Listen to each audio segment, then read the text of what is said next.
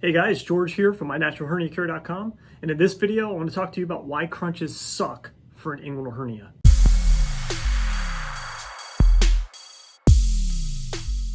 Okay guys, so before I go into why crunches suck for an inguinal hernia, I wanted to show you a little bit of anatomy of the abdominal muscles so that you can kind of understand what's going on when you do have a hernia and why crunches suck for trying to fix it.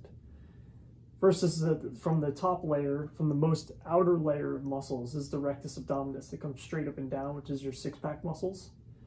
You have the inner and outer obliques, which is over here, which are basically two sets of muscles that are right here that are layered on top of each other like this.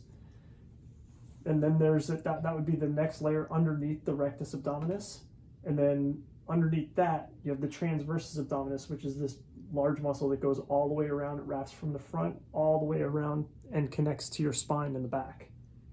You have the inguinal ligament, which comes down here, is what separates basically your thigh from your torso.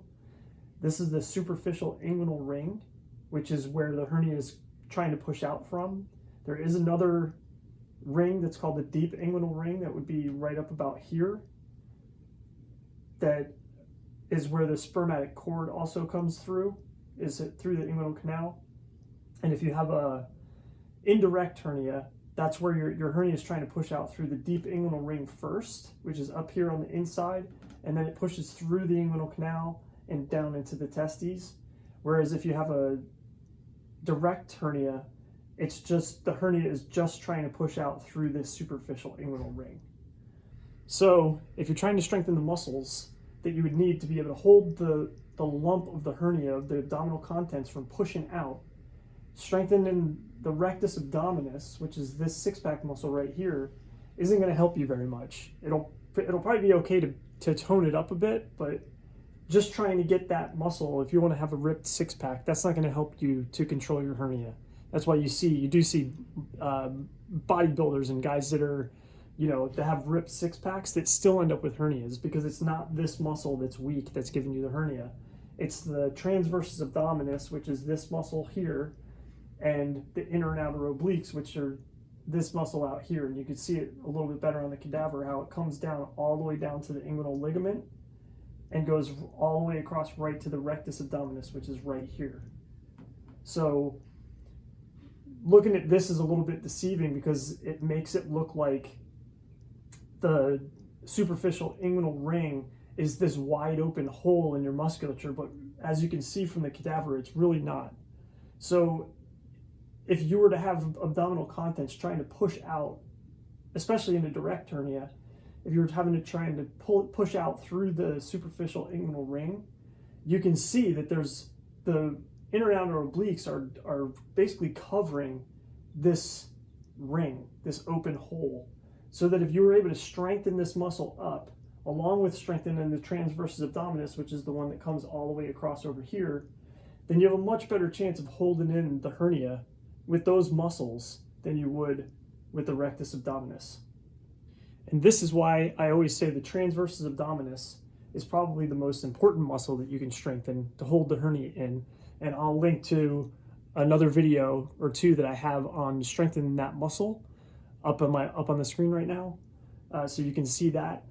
And basically that's just it's an ab vacuum that you only use the transversus abdominis to basically pull your stomach in, pull the abdominal contents in to strengthen this muscle up. There's not really any good ways of strengthening that muscle other than doing an ab vacuum. There's also one more muscle that's involved with this whole thing. And if you click on that video and you watch the video of the ab vacuum that I talk about, there's another muscle that I include with that's called the cremaster muscle. And that's the muscle that comes down, it wraps around the spermatic cord and goes down into the testes. And that's the muscle that's going to pull your testes up. So when it gets cold out, it automatically just kind of pulls your testes up to keep your testes closer to your body and closer to the warmth. And then when it's hot out, it lets them go, and so that they get further away from your body so that they don't get overheated, to protect sperm that's in the testes. So when you're doing the ab vacuum to strengthen to strengthen the transversus abdominis, you also are using the cremaster muscle to basically lift the testes up towards your body, which is just adding strength to this whole thing. And at the same time, you're using your pelvic floor muscles, and it just strengthens up everything in that whole region all at the same time. And it works really well. You guys make sure that you check that video out on the transversus abdominis, on how to strengthen the transversus abdominis. And then inner and outer obliques, you're going to want to strengthen those before you even think about doing crunches to try and fix your hernia, because doing crunches is basically only going to work these muscles here. You might get a nice six-pack, but you're still going to have that lump in your groin.